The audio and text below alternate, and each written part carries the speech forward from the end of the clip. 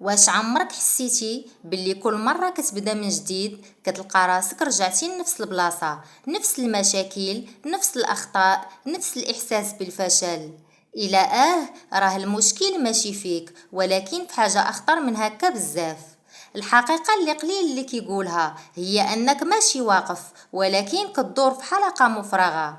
كتحمس نهار، كتبدا تتغير، كتقول هاد المرة غادي ننجح، ولكن من بعد أيام ولا حتى ساعات كتلقى راسك رجعتي لنفس العادات، نفس التفكير، نفس الحياة. علاش؟ حيت التغيير اللي كدير سطحي، كتبدل الأفعال ولكن ما كتبدلش العقلية.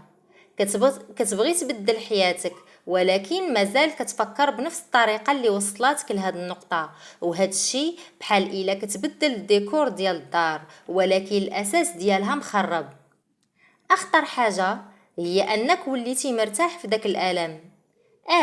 كتشكي، كتحس بالإحباط، ولكن في الحقيقة تعودتي عليه.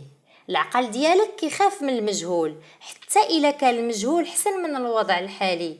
بحال شي واحد باغي ينجح، ولكن كل مرة كيسوف، كيتكاسل، كيرجع للتليفون، ماشي حيت ما باغيش النجاح، ولكن حيت العقل ديالو مبرمج على الراحة ماشي على التطور.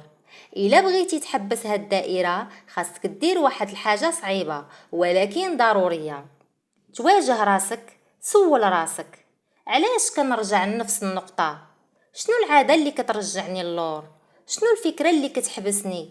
وما تكذبش على راسك، حيت أكبر عدو ديالك هو الكذوب اللي كتقول لراسك. التغيير الحقيقي كيبدا من الداخل، من نهار تقرر باللي ما غاديش تبقى نفس الشخص، حتى إلا كان صعيب، حتى إلا كان مؤلم. حيت الصراحة تبقى في بلاصتك كيألم كتر من التغيير. دابا القرار عندك، تبقى تدور في حلقة مفرغة ولا تقطعها اليوم. حيت إلا ما بدلتيش راسك اليوم، غادي تعاود نفس الحياة عام من دابا. إلا وصلتي لهنا، كتب غادي نتبدل في الكومنتير، وخلي هذا الفيديو يكون بداية جديدة ديالك.